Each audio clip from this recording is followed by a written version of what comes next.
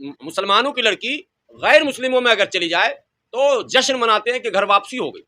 TV पर खबर दिखाते हैं, वो सारी तस्वीर, हवन कीर्तन, फेरे और आर्य समाज मंदिर में उसकी शादी सब दिखाया जा रहा।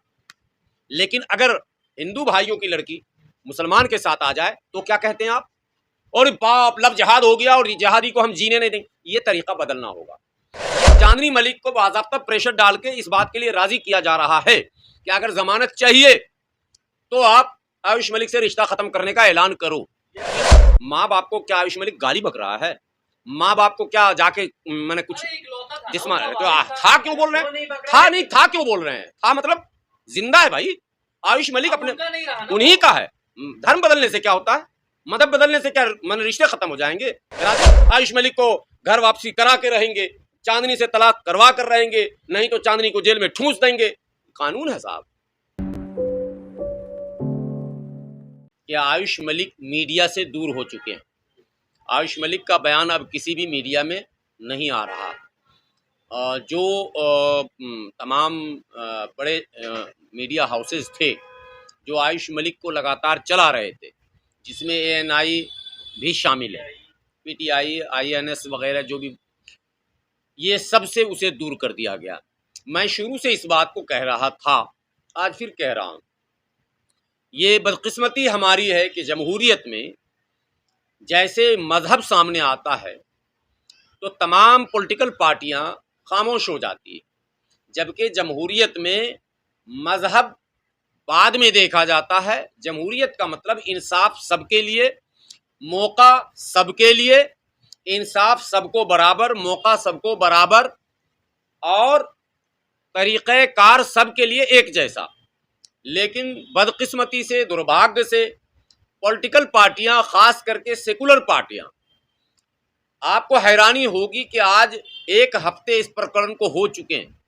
एक हफ्ते में अब तक माननीय अखिलेश यादव जी का कोई बयान आयुष मलिक को लेकर नहीं आया। अब आप पूछेंगे ऐसा क्यों? ऐसा इसलिए कि अगर अखिलेश जी बोलेंगे तो क्या बोलेंगे? बोलें तो बोलें क्या, करें तो करें क्या? बोलेंगे तो उनको संवैधानिक दृष्टि से सच बोलना पड़ेगा। सच बोलेंगे, मुसलमान कुछ देर के लिए खुश हो सकता है, लेकिन जाट तबका नाराज हो जाएगा। मुसलमान जहन्नम में जाए, जाट नाराज नहीं होना चाहिए। हालांकि जाट इनकी खाट पहले भी खड़ी कर चुका और इस बार खाट क्या, पूरा खाट खड़ा ही कर देगा, लपेट के समेट भी देगा। क्योंकि तब जब जाट के नेता अखिलेश यादव जी के साथ घूम रहे थे जयंत चौधरी, तब तो जाटों ने इन्हें वोट नहीं दिया। अब तो जयंत चौधरी भाजपा के साथ हैं, फिर भी जाट से आस लगाकर ये बैठे हैं और आयुष मलिक के मुद्दे पर सच बोलने से भी डर रहे हैं। मायावती जी ब्राह्मण के बारे में तो बयान दे रही है, आप लोगों ने सुना कि नहीं सुना? ब्राह्मण बहुत अच्छा है, तो फिर काशीराम साहब तिलक तराजू और तलवार जो बोल रहे थे वो तो गलत ही बोल रहे थे। काशीराम साहब पे तो लानत भेजना चाहिए मायावती को। फिर मायावती जी काशीराम जी का महिमा मंडन क्यों करती हैं? काशीराम जी सही या मायावती जी सही? ब्राह्मण बहुत अच्छा है, दलितों पर कोई जुल्म नहीं होता, दलितों की मदद करता ब्राह्मण, ये बयान। लेकिन आयुष मलिक पर, चांदनी कुरैशी पर, उसके परिवार पर बहन जी का कोई बयान नहीं है। और जयंत जी से तो उम्मीद ही न रखिए, वो तो अपनी बिरादरी के बचाव में रहेंगे ही। एक तो भाजपा से गठबंधन, ऊपर से बिरादरी का मसला।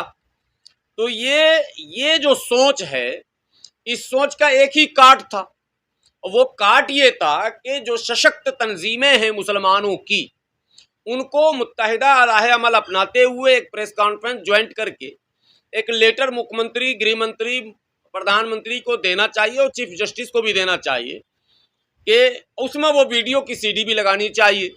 क्योंकि वो जो बयान आयुष मलिक के पहले थे वो तो फर्जी नहीं है, वो तो ओरिजिनल है। अब जो उनको घेरे में, तो तभी आवाज उठा रहा था, तब भी मैं कह रहा था कि पुलिस के घेरे में क्यों? आयुष मलिक स्वतंत्र क्यों नहीं? आयुष मलिक पर बिरादरी के तमाम खाप और खाप के साथ पुलिस और पुलिस के साथ साधु संतों की एक टोली और तथाकथित धर्म रक्षा के नाम पर बनाई गई वो टोलियां, सारी टोली मिलकर जो आयुष मलिक की घेराबंदी और उसके परिवार की घेराबंदी किए हुए है, ये तो लोकतंत्र के लिए सही नहीं है। लेकिन इससे दूसरा पक्ष ये है कि चांदनी कुरैशी को इस बात के लिए राजी किया गया फोर्सफुल्ली कि तुम्हें इससे रिश्ता खत्म करना होगा, छोड़ना होगा आयुष मलिक को। ये खबर आप लोग को है कि नहीं? इसी शर्त पर जमानत दूंगा कि तुम ये पहले तैयार हो जाओ कि आयुष मलिक को छोड़ दीजिए। मतलब अदालतें भी वही काम कर रही हैं जो संगठन चाह रहे हैं, अदालतें भी वही काम कर रही हैं जो खाप चाह रहे हैं। भैया तो अदालतों ने तब क्यों नहीं किया? खाप तो महीनों सालों 13 महीने धरने पर था कि 14 महीना, किसान 13 महीने धरने पर था, तब अदालतों ने प्रधानमंत्री के खिलाफ एक फैसला दे दिया होता। खाप के चाहने पर अदालत नहीं चल रही है, अदालत सरकार के चाहने पर इसका मतलब कह रही है। इसका मतलब पुलिस का घेरा सरकार के हुक्म के मुताबिक है। इसका मतलब अदालतों में सरकार के लोग पैरवी कर रहे हैं और ये कह रहे हैं कि नहीं हमारे नेता नहीं चाहते हैं ऐसा हो। और चांदनी मलिक को बाज़ाब्ता प्रेशर डाल के इस बात के लिए राजी किया जा रहा है कि अगर जमानत चाहिए तो आप आयुष मलिक से रिश्ता खत्म करने का ऐलान करो। यह बड़ा दावा कर रहे हैं या कहीं है ये? नहीं, सोर्सेज हैं सारे। मैं तो इस केस को कर रहा हूं, मुझे बुलाया भी गया था, मुझे शामली बुलाया गया था। हमारे एक बंदे आयुष मलिक से मिल के आ चुके हैं सारी। नहीं, मैं कह तो रहा हूँ मिल के आ चुके उसी टाइम। परसों ही हमको बुलाया गया था, परसों हमको कहा गया था कि आपकी भी मुलाकात करा दूंगा, लेकिन हम विवाद को बढ़ाना नहीं चाहते हालात के तहत। अगर मैं जाता, हमारे यहाँ मसला यह है कि मिल का है तो आयुष मलिक का क्या कहना है? मैं कहता रहा हूँ वो जो मिल के आने के बाद जो उन्होंने हमें ब्रीफ किया वो मैं बता रहा हूँ, लेकिन उसके बताने से पहले एक बात बता रहा हूँ। हमें कभी गैरों से कोई खतरा नहीं, न था, न है, न रहेगा। आरएसएस हमारी दुश्मन नहीं है, मैं अलग ही भाषा कर रहा हूँ, सुन लीजिए। और यहूदी भी हमारा दुश्मन नहीं है। हमारे रहबरों ने 2 लफ्ज इस्तेमाल किया आज से 100 साल पहले और अब तक करते आ रहे हैं। अगर आलमी सतह पर मुसलमानों के साथ कोई मामला होता है, बोले यह यहूदियों की साजिश है। और मुल्की सतह पर कोई मामला होता है देशव्यापी मुसलमानों के खिलाफ, तो हमारे जो सो कॉल्ड रहनुमा हैं वो कहते हैं यह आरएसएस की साजिश। 100 साल हो गए ये कहते कहते आपको कि आरएसएस की साजिश है, आरएसएस की साजिश है। तो फिर उस साजिश का मुकाबला क्यों नहीं, उस साजिश का काट क्यों नहीं, उस साजिश के खिलाफ आप माने उससे सावधानी क्यों नहीं, उससे बचने के उपाय क्यों नहीं? सिर्फ ये कहकर सर से अपना बोझ उतार दिया कि ये तो आरएसएस की साजिश है। हमारे यहाँ खतरा जो है मुसलमानों को, मैं फिर कह रहा हूं, दोहरा रहा हूं उस बात को, आरएसएस से कोई खतरा नहीं। आरएसएस पूरी ताकत लगाकर एक सब्जी वाले मुसलमान का भी बाल बांका नहीं कर सकती। खतरा हमें हमारे उन सो कॉल्ड थोपे हुए लीडरों से है जिन्होंने जहन ऐसा बनाया कि हर घर में मुखबिर पैदा कर दिया, और जब लीडर पैदा होने लगा तो उस लीडर की हत्या की गई। सिर्फ फिलिस्तीन में नहीं, सिर्फ शाम में नहीं, सिर्फ मिस्र में नहीं, सिर्फ अरब में नहीं, सिर्फ ईरान में नहीं, हिंदुस्तान की बात कर रहा हूं। इस मुल्क में घर घर मुखबिर पैदा किया गया है। आज मुसलमानों से ज्यादा मुखबिर कहीं नहीं मिलेगा। हर थाने का मुखबिर मुसलमान, हर पुलिस का मुखबिर मुसलमान, लेकिन लीडर नहीं मिलेगा आपको। लीडर इसलिए नहीं मिलेगा कि तमाम मुखबिरों की जमात को इकट्ठा करके लीडर को या तो पंगु बनाया जाता है या लीडर को जेल भेजवा दिया जाता है। लेकिन जो आपके साथी मिलके आए उनको आयुष मलिक को बोलना चाहिए था कि तुम्हारा देखो बाप रो रहा है, चले जाओ दूसरे धर्म में। नहीं, क्यों चले जाओ, ये विषय अलग। पहले तो जो मिलके आए उन्होंने बताया कि आयुष मलिक सारी बात बता रहा कि हम पर बहुत दबाव बनाया जा रहा और मैं बिल्कुल नहीं छोड़ूंगा किसी कीमत पर। तब तक का यह बयान बता रहा हूं, बदलने में इंसान को देर नहीं लगता है। हालात के तहत बहुत सारे लोग सिलेंडर कर सकते हैं, हो सकता है हालात से समझौता आयुष मलिक कर ले कि चलो अभी किसी तरह चांदनी कुरैशी बाहर आ जाए, उसके पिता बाहर आ जाए, बाद के दिनों में बाद में देखेंगे, और आयुष मलिक को पिंजरे में कब तक बाप रख सकता है। दोनों बातें हैं, ऐसा उसके दिमाग में बात आ रहा होगा, लेकिन दबाव है। मेरा कहना है कि भारत जैसे स्वतंत्र देश में दबाव की राजनीति क्यों हो रही है? इसलिए हो रही है, और मुसलमानों को मुस्लिम रहनुमा ये कह रहे हैं आप अकलियत में है ना, आपको दब के ही रहना होगा। तो आप क्यों नहीं दब कर रहते हैं? आप क्यों नहीं दब कर रहते हैं? आप दीन बचाने के लिए रैली क्यों करते हैं? दब कर रहिए। आप मुल्क को मिल्लत बचाओ रैली क्यों करते हैं? दब कर रहिए। आप दीन बचाओ दस्तूर बचाओ रैली क्यों करते हैं? दब कर रहिए। आप और मुस्लिम पर्सनल्लाह में मुदाखलत नहीं होने देंगे, रैली क्यों करते हैं? दब कर रही है। आप ट्रिपल तलाक के खिलाफ रैली क्यों किया आपने? दब कर रही है। तो आप तो दब के नहीं रहते, आपको तो दिखाना है तैश, फिर लेना है कैश और फिर करना है ऐश। ये तैश कैश ऐश वाली जो तंजीमें हमारी हैं, कई बार लोग कमेंट में करते हैं मौलाना तंजीम को क्यों आप बोलते हो? भाई इस तंजीम के मकर जाल से मुसलमान अगर निकल गया, या फिर तंजीम के लोग तौबा करके लिल्लाहियत के साथ फी सबीलिल्लाह खिदमत की नीयत से अगर काम करने लग गए, दो रास्ते हैं, तभी हमारा बेड़ा पार होगा, तभी आईनी माहौल बनेगा, तभी संवैधानिक वातावरण बनेगा, तभी लोकतांत्रिक व्यवस्था जो है वो मजबूत होगी, नहीं तो नहीं हो सकती है। भेदभाव हमेशा होता रहा, ये तैश दिखा के। अच्छा, पहले इनको कैश जल्दी मिलता था, एक तैश में कांग्रेस कैश करती थी, क्योंकि कांग्रेस को पता था मुस्लिम वोट खिसक जाएगा। अब इनको कैश जल्दी नहीं मिलता है तो दूसरा रास्ता निकालते हैं। आप इस मुल्क में अब तक आम लोगों के संवाद का रास्ता नहीं निकाला गया। ये मैं कह रहा हूं, आप लोग पत्रकार हैं, बहुत सीरियस बात कर रहा हूं। रहना इसी मुल्क में है कोई इस मुल्क से जाएगा नहीं। 20 करोड़ मुसलमानों को कोई समंदर में नहीं डाल रहा, कयामत तक ऐसा मुमकिन नहीं है।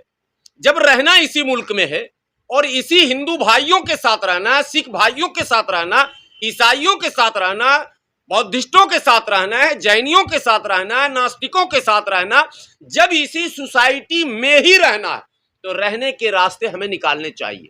वो तदबीर जो रहने में सबको सहूलत और सुकून दे वो अपनाने चाहिए। लेकिन हमने क्या किया? हमने हमेशा सीना जोरी, जबरन, फर्जी दिखाया। जुमा की नमाज में तकरीरें हुई जज्बाती, मुसलमान निकला सड़क पर और मार लाठी के सीधा किया गया और जेल भेज दिया गया। एक बार नहीं, हमारे मुल्क के माने जाने रहबर, इस्लामी पेशवा और सियासी भी कह दें उनको वो सियासत में भी उनका दखल, उनकी अपनी सियासी पार्टी भी है। मौलाना तौकीर रजा खां कहाँ है? जेल में है। किस जुर्म में है? वही जुमा वाला जुर्म जुमे के बाद वाला जुर्म। ये रिवाज हमारे सो कॉल्ड रहबरों ने, जो मजहबी पेशवा, जो थोपे गए खानदानी पेशवा थे, इन्होंने ये रिवाज बनाया। मुसलमान का जितना मसला सनीचर को होगा, इंतजार जुमा का किया जाएगा। सनीचर को सच नहीं बोलना, इतवार को सच बोलना नहीं है, इस्लाम में मना है।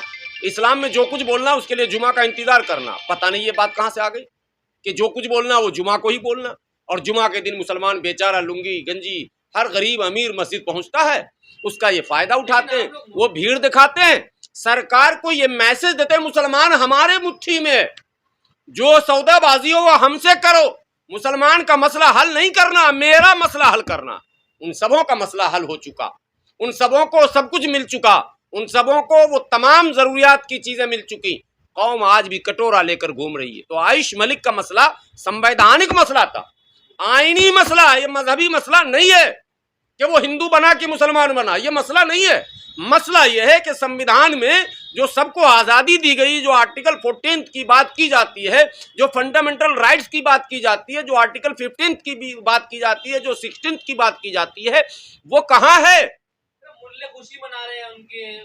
नहीं, हम इससे एक मुसलमान बढ़ जाने से और एक मुसलमान के घट जाने से न खुशी होने वाला न गम होने वाला। जितेंद्र नारायण त्यागी चला गया, हम कहाँ पे मातम करने गए थे? हम कहीं नहीं गए। वसीम रिजवी चला गया मजहब छोड़ के, कहीं मातम करते आपने देखा क्या? कहीं विरोध प्रदर्शन देखा आपने? कोई आप लोगों ने वो बदला लिया है क्या? न मातम न बदला। आजाद मुल्क है और माने डेमोक्रेसी में, आप इंडिया कहा जाता है डेमोक्रेसी, मदर ऑफ डेमोक्रेसी, लेकिन नहीं है ऐसा। तो आयुष मलिक क्या सही कर रहा है आपके हिसाब से? देखिए, आयुष मलिक ने जो किया वो उसकी अपनी निजी राय है, उसकी अपनी निजी माने फेथ और विश्वास का मामला। वो इस्लाम भी तो नहीं सिखाता ना माँ बाप को दुखी रखना। माँ बाप तो हमारे भी दुखी रहेंगे, अगर दुनिया में होते हयात से तो दुखी रहते। माँ बाप जिसके भी हैं वो 90% ये कहते हैं यार औलाद से जितनी उम्मीदें थी वो पूरी नहीं हुई। ये सुन लीजिए, हर माँ बाप, मैं भी अब माँ बाप हूँ, मेरे भी बाल बच्चे हैं, मैं भी अपने बच्चों से यही कहता हूँ यार मैं जो चाहता था वो तुम नहीं बने। लेकिन माँ बाप को क्या आयुष मलिक गाली बक रहा है?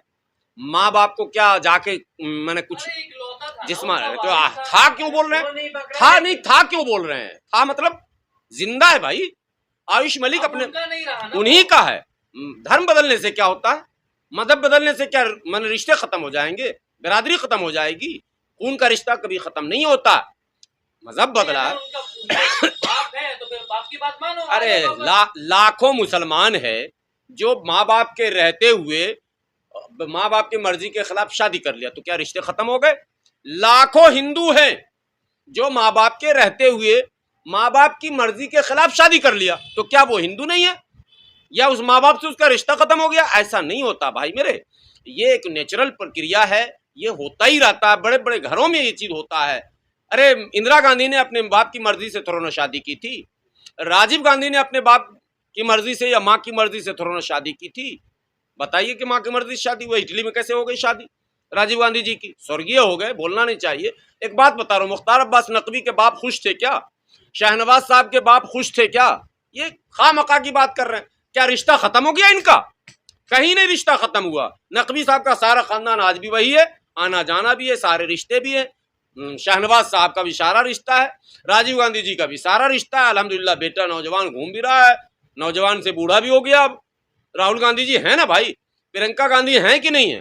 तो ये बेकार की बात है। खानदान वही रहेगा, नस्ल वही रहेगा, मजहब है आजाद है, कोई सिख बन गया नहीं होती है। मजहब में आजादी है। और टिकैत ने बड़ा अच्छा बयान दिया था कि भाई मजहब बदलने से कोई जाति थोड़ा ना खत्म होगी, मलिक तो मलिक ही रहेगा। आयुष मलिक उधर भी था तो मलिक था इधर आएगा इधर भी मलिक रहेगा, बंद नहीं हो सकता।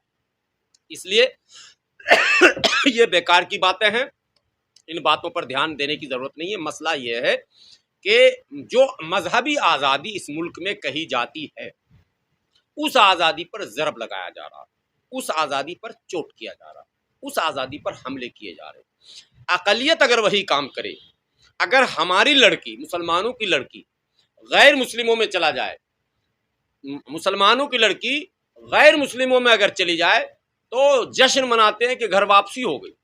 टीवी पर खबर दिखाते हैं, वो सारी तस्वीर, हवन कीर्तन, फेरे और आर्य समाज मंदिर में उसकी शादी सब दिखाया जा रहा। लेकिन अगर हिंदू भाइयों की लड़की मुसलमान के साथ आ जाए तो क्या कहते हैं आप? और बाप लब जिहाद हो गया और जिहादी को हम जीने नहीं देंगे। ये तरीका बदलना होगा, ये तरीका बदलना होगा। अभी दिल्ली के खोड़ा में आपके एक 19 साल की नाबालिग लड़की, जो तब 18 की थी अब 19 की थी, वो हिंदू लड़के के साथ चली गई। माँ बाप और खानदान ने पूरी ताकत लगाई, पुलिस ने माँ बाप के हवाले क्यों नहीं किया उस लड़की को? क्यों नहीं किया? और उसी लड़की को उसके उसी आशिक ने मार दिया, मार दिया। वो 4 महीने की प्रेग्नेंट थी, मार दिया। भैया ये दोहरा पैमाना कैसे होगा कानून में? कानून तो सबके लिए एक जैसा है। मुसलमान की बेटी नाबालिग भी है तो पुलिस बचा रही है, कोई पॉस्को नहीं, कोई अपहरण का मुकदमा नहीं, कोई लब जिहाद भगवा ट्रैप लब ट्रैप नहीं। और वही अगर गैर मुस्लिम की लड़की मुसलमान लड़के, अरे प्यार उधर हो सकता है, इधर क्यों नहीं हो सकता?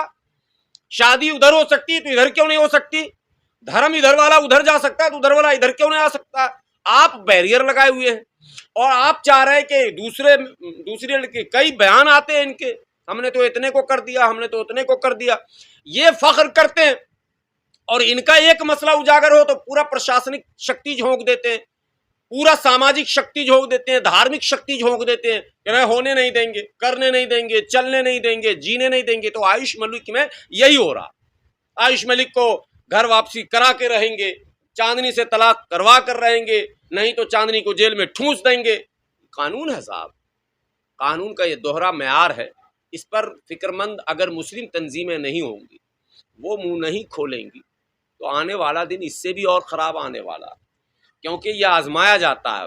वो थर्मामीटर आपने देखा ना, डॉक्टर देखता बुखार 98, 99, 100 पार हुआ, डॉक्टर को होशियार होना पड़ता, नहीं तो 102 होगा, 3, 4, और अगर 4 से बढ़ गया तो फिर कुछ भी हो सकता है। बात समझ रहे ना?